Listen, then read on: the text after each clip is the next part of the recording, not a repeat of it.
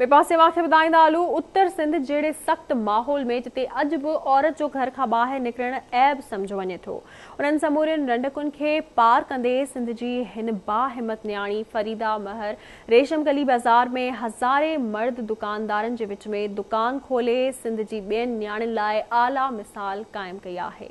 इन हवाले सां रिपोर्ट करे रहियो आहे रशीद समो।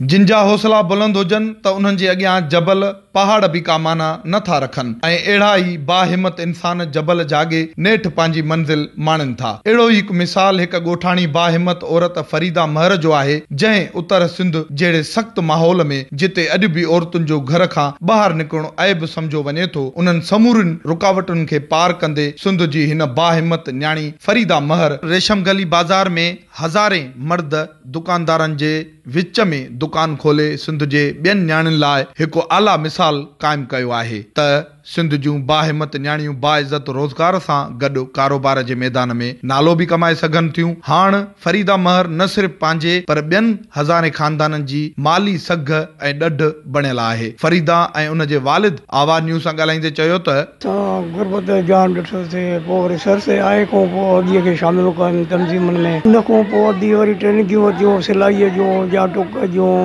मां जो कुराड़ो थी पवंदो वरी अदड़ी जो बाबा हाणे हिकु ॿ रोज़ ई दंग ई पोइ अदड़ीअ मजबूरनि खे करे टुक जे बाबा हाणे पछड़े ॿियो न ॿियूं भेनरूं त शादी करे वई वॾियूं, बाक़ी हाणे ॿाहिरि बि नंढा। अदड़ीअ पंहिंजो शौक़ु लॻायो, पोइ कुझु भरा कुझु ओधर कुझु कंहिंखां अहिड़े तरीक़े में वठी इहे पोइ दुकान मसाड़ ते वरितोसीं। परोके साल में 15,000 हेल 20,000 वरी लॉकडाउन लॻाए, हिन में असांखे तमामु पोइ ते अची आहे जंहिंमें अधी गर्दी थी वई आहे। हाणे तक़रीबन केतिरी बीडीजन जो इहे पैसा आहिनि, हाणे कहिड़े तरीक़े मिलनि बाज़ार आहे कान।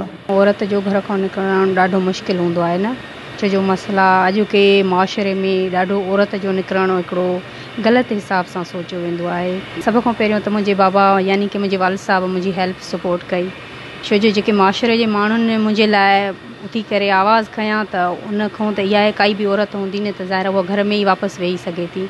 लेकिन मुंहिंजी फैमिली मुंहिंजे वालिद साहब मुंहिंजी हेल्प सपोर्ट इहा ई कई, ॿाहिरि कदम रखण में मुंहिंजी मदद कई, कॾहिं बि पोइ ते ईअं सम्झो वर्जाए ॾिसण जो मूंखे न उहो कई न।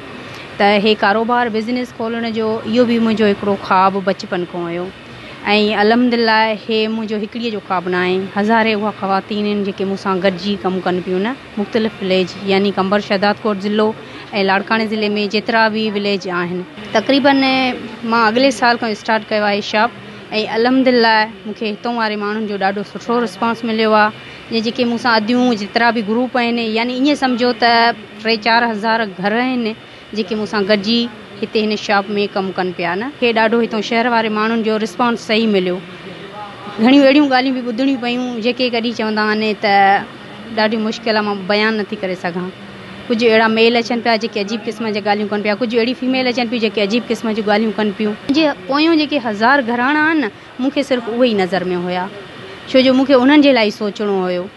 हुननि जी जेका गुरबत हुई, जेको हुननि जो चुल्हो ॿरे ई न पियो, हुननि जी माना आमदनी में इज़ाफ़ो कराइणो हुयो। ॿिन्ही ज़िलनि में मां ई हिकिड़ी उहा ख़वातीन उहा औरत आहियां जंहिं कदम खयो ऐं अल्हम्दुलिल्लाह मां ईअं चवंदमि त रब साईं ऐं मुंहिंजी पूरी ख़ानदान जेको मुंहिंजे ख़िलाफ़ु हो, अॼु मुंहिंजी मां ईअं चवंदमि फ़ख़्रु महसूसु था कनि न। मुख़्तलिफ़ जीअं फेस्टिवल लॻंदा आहिनि, कराची आहे, इस्लामाबाद आहे, उते बि वञी करे मां फेस्टिवल में पाण इहे शयूं सेल कंदी हुअमि। ज़रूरत उन ॻाल्हि जी आहे त सिंध जा ॿिया हज़ारे वालिदिन बि फरीदा महर जे वालिद जीअं पंहिंजे उन्हनि न्याणियुनि जी हौसला अफ़ज़ाई कनि जेकी कारोबार खे पंहिंजो मुस्तक़बिल बणाइण चाहिनि थियूं। कैमरामैन यासीन समो सां गॾु रशीद समो, आवाज़ टीवी, लाड़काणो।